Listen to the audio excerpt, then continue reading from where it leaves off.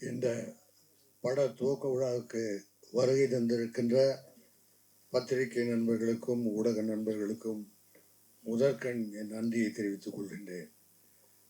ரொம்ப நாளைக்கு அப்புறம் இப்படி ஒரு சினிமா ஃபங்க்ஷன் நடக்குதுன்னு நினைக்கிறேன். அது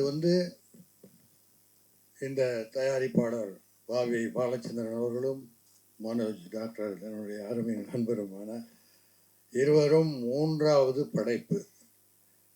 இது பிடிஜி யூனிவர்சல் ஸ்டுடியோவில் நடக்கிற ஃபங்க்ஷன் மாதிரி இருக்குது. ஏன்னா எல்லாம் பொறுமையாக அமைதியாக வெளிநாட்டுக்காரங்க தான் எந்த விதமான சத்தம் இல்லாமல் காரியத்தை சாதிப்பவர்கள். அதே போல் இந்த அருமையான பட துவக்க விழா நடந்துக்குது.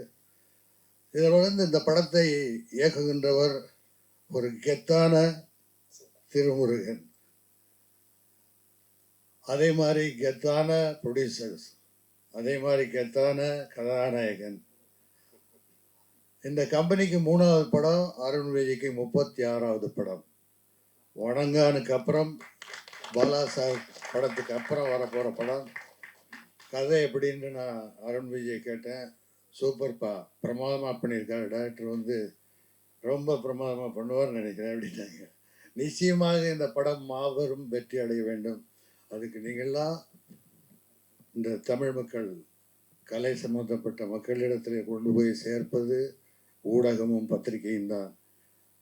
இந்த ப்ரொடக்ஷனில் பணியாற்றுன்ற அத்தனை பேரும், அதாவது ஒரு படம் என்பது வெறும் படம் போடும் தயாரிப்பாளர்களுக்கு மட்டுமல்ல.